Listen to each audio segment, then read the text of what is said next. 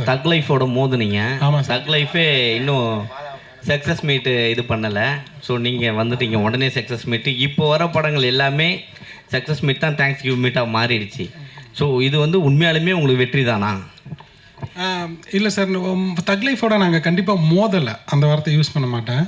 நாங்கள் வந்து காளி வெங்கட் சார் ரொம்ப அழகாக சொல்லுவார், ஒரு பெரிய திருவிழா தக் லைஃப், அதில் வந்து நாங்கள் பஞ்சு மிட்டாய்க்கு வந்தோம் அப்படின்னு சொல்லுவார். ஸோ இதுக்கான ஸ்பேஸ் இருந்தது சார். இது எங்களுக்கும் டேட்டாவும் இதுதான் ஒர்க் ஆச்சு. இது ஒன்று.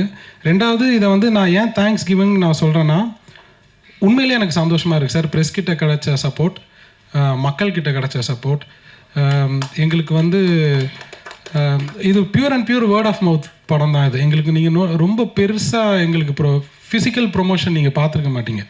நாங்கள் நம்பினது எல்லாமே நியூஸ் பேப்பர், டிஜிட்டல், இதை மட்டும்தான் நாங்கள் நம்பினோம். ஸோ உண்மையிலேயே முழுக்க இது ப்ரெஸ் அண்ட் மக்கள்னால மட்டுமே ஓடுன படம் இது. அதுக்காக தான் நாங்கள் நன்றி தெரிவிக்கலான்னு வந்திருக்கோம் சார், மற்றபடி வேறு எதுவும் இல்லை. இல்லை, சமீபத்தில் பார்த்தீங்கன்னா தலைவனே போயிட்டு ஒரு தனியார் சேனலில் பேசியிருந்தாங்க, சில படங்கள் வந்து விமர்சனம் பண்ணுறதுக்கு அமௌண்ட் கொடுத்து பண்ணுறாங்க அப்படின்னு சொல்லிட்டு.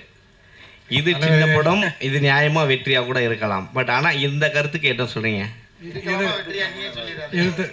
இல்லை என்ன கொஸ்டின் கேட்குறீங்க? பெய்ட் ரிவ்யூஸ் இருக்கான்னு கேட்குறீங்களா? ஏன்னா இப்போ நம்ம படம் வச்சிங்க நார்மலான ஒரு யதார்த்த கதை கொடுத்துருக்கீங்க. பட் ஆனால் வெளியே பேசும்போது இந்த மாதிரியான காசு கொடுத்து அவங்க ப்ரொமோஷன் பண்ணுறாங்க அப்படின்ற ஒரு டாக் போகுது இல்லை.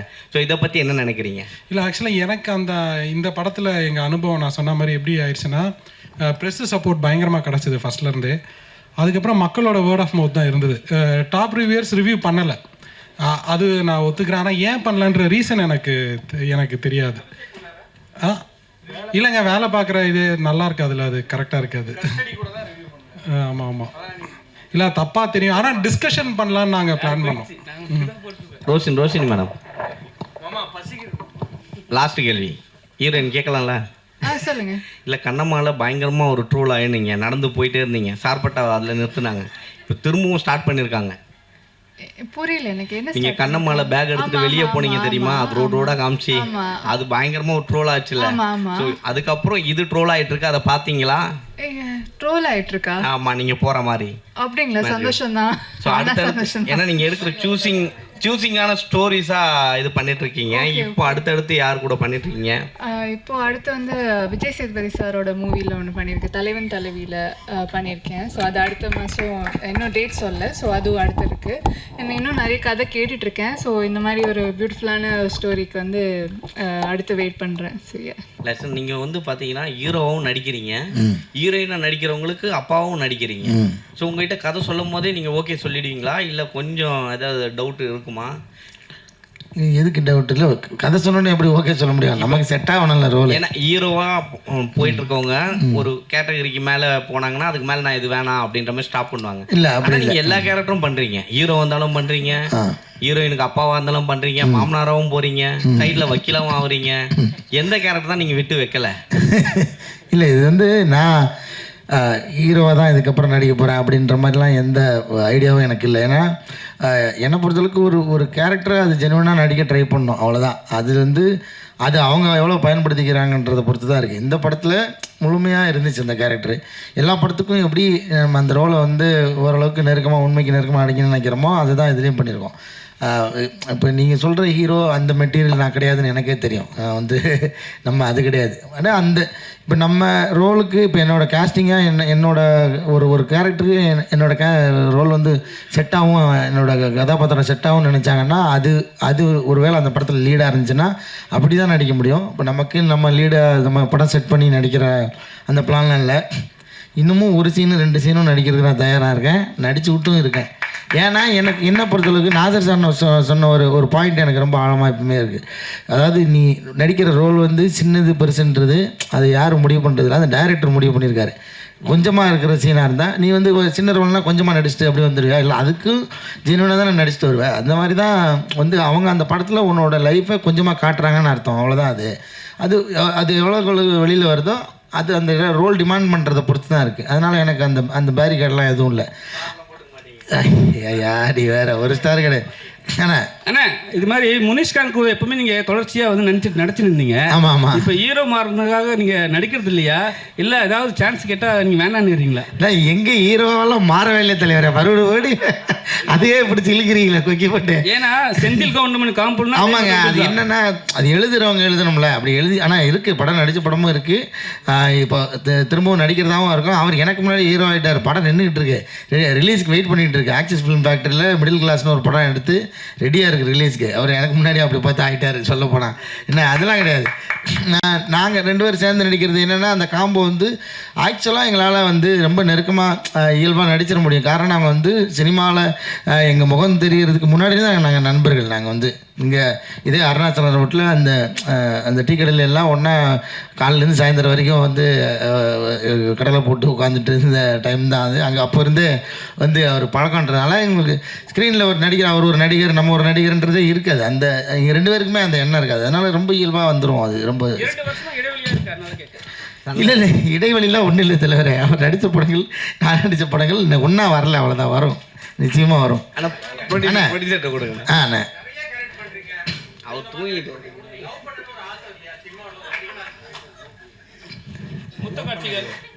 என்ன அருமையான சிந்தனை. இந்த சிந்தனை டைரக்டருக்கு வர மாட்டேங்குதே. இதைத்தான் நான் மைக்கிலையும் புலம்புனேன். கணவன் மனைவி பாருங்கள், அப்பாவாக நடித்தேனே சொல்லிட்டு இருக்கீங்க. நான் வந்து ரோஷினிக்கு அப்பாவாக நடித்தேன், ஷெல்லிக்கு நான் வந்து கணவனாக தான் நடித்தேன். அதை சொல்லவே மாட்டேங்கிறீங்க யாரும். அப்பா கேரக்டர் நடிச்சிங்க, அப்பா கேரக்டர் அப்படி பார்த்தா கணவனாக தான் நடித்தேன், ஹஸ்பண்ட் கேரக்டர் தான் நடித்தேன். அதை சொல்ல மாட்டேறீங்க. காரணம் என்னென்னா, இவர் அந்த மாதிரி சீன் வைக்கலைங்க. நான் என்ன பண்ணுறது? ஒரு அந்நியோன்யமாக கணவன் மனைவி இருக்கிற மாதிரி சீன் வச்சா தான் நடிக்க முடியும். நானும் எப்படி நடிக்க முடியும்? சார் ப்ரொடியூசர் டூயிட் ஆர்டர்னு இல்லை. ஆனால் நீங்கள் சொன்ன மாதிரி நெருக்கமான காட்சிகள், ரொமான்ஸான காட்சிகள் நடிக்கணும்னு எனக்கு நிச்சயமாக ஆசை இருக்குது. ஏன்னா ஏன் சொல்கிறேன்னா, இப்போ ரொமான்ஸ் பண்ணிக்கிறதுக்காக கிடையாது, அது நம்ம வேணும்னா நம்ம வந்து அது விஷயம் கிடையாது. நான் என்ன சொல்கிறேன், ஸ்க்ரீனில் அந்த உணர்வை ப்ரெசென்ட் பண்ணுறது இருக்குல்ல, அது உண்மையிலுமே பயங்கர டஃப்பான ஜாப். இன்றைக்கி வரைக்கும் இருக்கிற பெரிய பெரிய ஸ்டார்லாம் பார்த்து நான் வந்து ஆடி போயிருக்கிற ஒரே விஷயம் அந்த ஒரு விஷயம் மட்டும்தான்.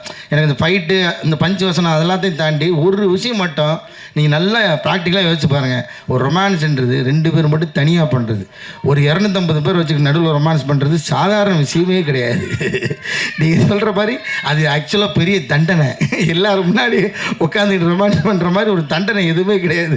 அதை நான் இப்பயும் நான் பார்த்து எல்லா ஸ்டாரும் பார்த்து நான் பிரமிக்கிற ஒரு விஷயம் என்னென்னா, இத்தனை கூட்டத்துக்கு மத்தியில் எப்படிப்பா ரொமான்ஸ் பண்ணுறீங்க? ரொமான்ஸ்ன்றது ஒரு தனிப்பட்ட முறையில் இருக்கும்போது வர்றதாச்சு. அதை கொண்டு வர்றதுக்கு அந்த உணர்வு, அது உண்மையாலுமே பயங்கர சவாலான விஷயம்.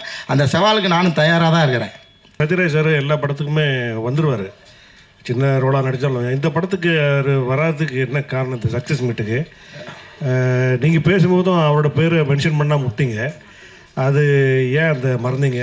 இல்லை சார், எல்லா ஆக்டர்ஸும் பொதுவாக நான் நன்றி தெரிவிச்சிட்டேன் சார். எல்லாருமே இதில் ஃபேமிலி ப்ளஸ் இதில் இருந்த சின்ன ஆக்டர்ஸ்லேருந்து சத்யராஜ் சார் வரைக்கும் நான் பொதுவாக எல்லாருக்கும் நன்றி தெரிவிச்சிட்டேன். சத்யராஜ் சார் வராததுக்கு காரணம் டேட்டு இஷ்யூ தான் சார், வேறு எதுவும் இல்லை. அப்புறம் அடுத்த படம் ஒரு சரித்திர படமாக இருக்கும் அப்படின்னு சொல்லிட்டு காளி வெங்கட் சார் சொல்கிறாரு. ஆமாம் சார். அது என்ன மாதிரி கதை, எப்படி இருக்கும் அப்படின்னு சொல்லிட்டு சொல்ல முடியுமா? பேன் இண்டியா படமா? ஏன்னா குறுகிய பட்ஜெட்டில் ஒரு படம் எடுத்திருக்கீங்க, பெரிய படம் வாய்ப்பு ஏதாவது வந்திருக்கா, இல்லை பேன் இண்டியா படமாக சார்? இல்லை, நான் இந்த ஸ்க்ரீன் ப்ளே முன்னாடி ஃபஸ்ட்டு அந்த பீரியட் ஃபிலிம் தான் சார் எழுதினேன். அது வந்து என்னோடய ஷார்ட் ஃபிலிம், புறம்னு ஒரு ஷார்ட் ஃபிலிம் எடுத்தேன், ஒரு புறநான்னு ஒரு போயம் பேஸ் பண்ண படம் அது.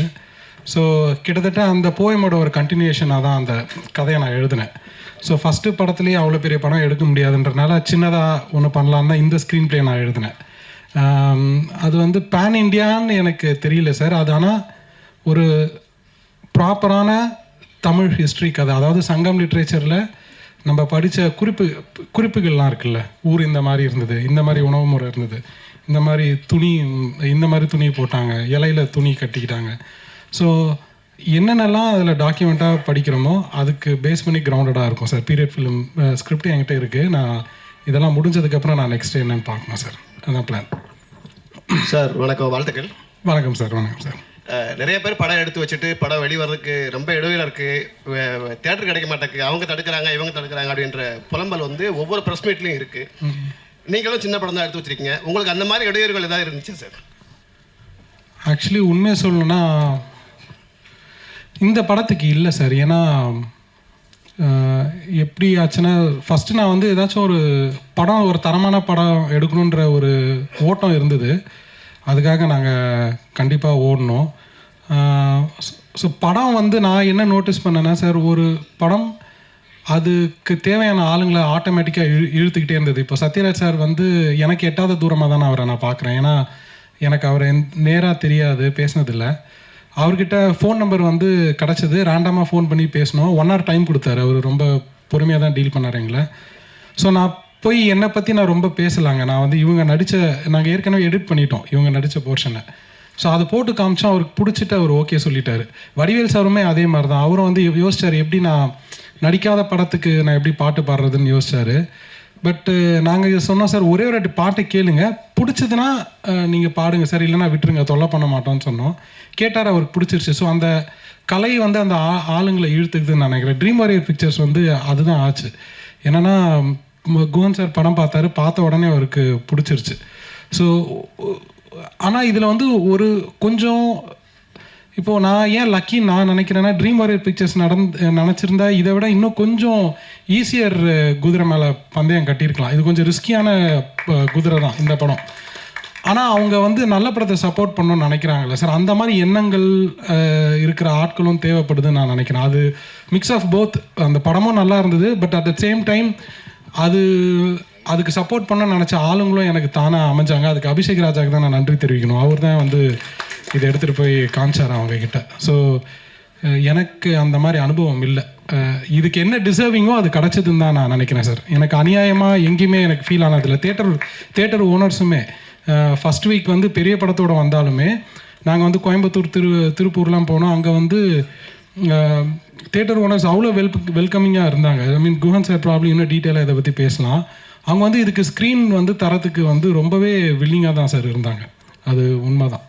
அதாவது இன்னைக்கு உள்ள ஜென்ரேஷன் வந்து பார்த்தீங்கன்னா கண்ணீர் சிந்த வைக்கிற அளவுக்கு யாரும் படம் எடுக்கிறதுக்கு முன் வரது கிடையாது. வெட்டு குத்து கத்தி கடப்பார் அந்த மாதிரி போயிட்டாங்க. பட் நீங்கள் வந்து ஒரு ஃபேமிலி ஆடியன்ஸ் வந்து படம் பார்த்துட்டு கண்ணீர் சிந்தி அந்த கவலையை வெளிப்படுத்திட்டு வர அளவுக்கு படம் எடுத்திருக்கீங்க. அடுத்து எடுக்கக்கூடிய படங்கள் இதே மாதிரி இருக்குமா, இல்லை வேறு மாதிரி இருக்குமா? அந்த வேறு மாதிரி இருக்க சான்ஸ் இருக்குது சார். ஐ திங்க் அந்தந்த கதைக்களம் அந்தந்த காலகட்டத்துக்கு ஏற்ற மாதிரி தான் அந்த களத்துக்கு ஏற்ற உண்மையான கதை எடுக்கணும்னு ஆசை சார். எனக்கு வேறு எதுவும் இல்லை. இதே மாதிரி என்னால் இப்போ இன்னொன்று பண்ண முடியுமான்னு கேட்டிங்கன்னா இல்லை. இப்போ நான் வந்து இப்போ இந்த ஹோல் சிஸ்டமை பார்க்காம நான் இதை எழுதிட்டேன். அடுத்த வாட்டி இதே மாதிரி எழுதுகிற தைரியம் எனக்கு வருமானு கூட எனக்கு தெரியல. ஸோ ஆனால் எது பண்ணாலும் அந்த களத்துக்கு உண்மையாக எடுக்கணும்னு நான் நினைக்கிறேன் சார். வேறு எதுவும் இல்லை. அண்ணா வணக்கம்.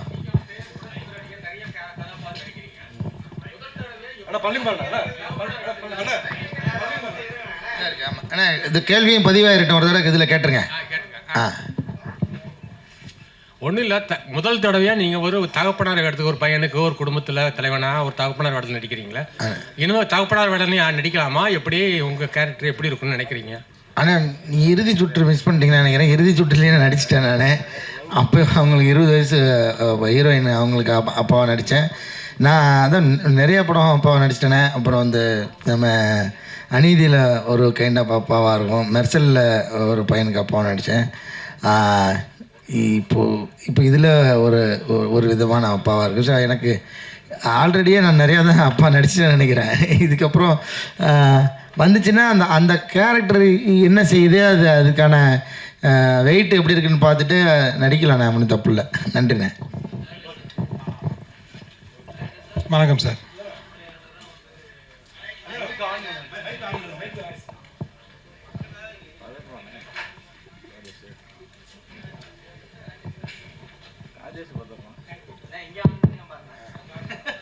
சார் தூய்மை பணியாளராக வந்து அவர் காளிவெங்கட் நடித்தார். அது ஒரு ஆட்டோ டிரைவராக மாதிரி வர்றாரு. கடைசியில் கிளைமாக்ஸில் வந்து பொண்ணு வந்து கேட்குது காளிவெங்கட் ஃப்ரெண்டுக்கிட்ட, எங்கள் அப்பா வந்து அந்த குப்பை அள்ளினாரான்னு கேட்குறப்போ ஒரு அமைதியாக விட்டுக்கலையே. அந்த கெயில் ஒரு நல்ல ஃப்ரெண்டு. ஏன்னா காளி வெங்கட் சாரோட கேரக்டர் வந்து என் பசங்கிட்ட மட்டும் சொல்லிடாதன்னு சொல்லியிருக்க ஒரு பேக் ஸ்டோரி தான் அது. இந்த பசங்க கஷ்டப்படுவாங்களோன்னு அவரும் நினைக்கிறாரு. ஆனால் அந்த பொண்ணு தெரிஞ்சுக்குது. அந்த பொண்ணு ஒன்றும் தெரிஞ்சுக்கிட்டு அப்பா கிட்ட கேட்கலாமான்னு நினைக்கிறாங்க. சரி, அப்பா மறைச்சார்ல எத்தனை வருஷம். ஸோ இதை கேட்டால் கஷ்டப்படுவாரோன்னு அவங்களும் கேட்க மாட்டேங்கிறாங்க. ஸோ அவங்க ஒருத்தருக்கு ஒருத்தர் அவ்வளோ சப்போர்ட்டிவாக இருப்பாங்கன்றது தான் சார். அந்த இல்லை சார், எல்லா குடும்பத்திலையும் வந்து ஒரு ஃபாதர் வந்து எப்படி கஷ்டப்பட்டு குழந்தைகளை படிக்க வச்சு கொண்டு வரான்றது தெரிஞ்ச விஷயம் தான். அந்த விஷயத்த அந்த கேர்ளுக்கு தெரிஞ்சிருக்கலாம் இல்லையா, டாக்டருக்கு? அவங்களுக்கு தெரிஞ்சிடும். அதான் அந்த தம்பி பையன் சொல்லியிருப்பான். அவங்களுக்கு இவன் சொல்லி தான் அவங்களுக்கு தெரிய வந்திருக்கும். அதாவது விஸ்வான் சொல்கிறாரு, ஜோஷவன் சொல்கிறாரு. ஆமாம் அப்பா வந்து இது மாதிரி வந்தார். ஆமாம். ஆனால் டாக்டருக்கு தெரிஞ்சால் அவங்க இன்னும் கொஞ்சம் ஃபீலிங் அதிகமாக வரும் இல்லையா, அதுக்காக தான் கேட்டேன் நான். ஆமாம், தெரிஞ்சு அவங்க ஃபீல் பண்ணுவாங்க. என்னென்னா சார், அவங்க அப்பா கிட்ட கேட்க மாட்டாங்க. அப்பா மனசு கஷ்டப்படுவாருன்றது மறைக்கிறதா? இப்போது நமக்கே ஏதாச்சும் ஒரு பிரச்சனைனா நம்ம வீட்டில் எடுத்தோடனே போய் அப்படியே கொட்டிட மாட்டோம். நம்ம வந்து ப்ரொடெக்ட் பண்ண தான் ட்ரை பண்ணுவோம்.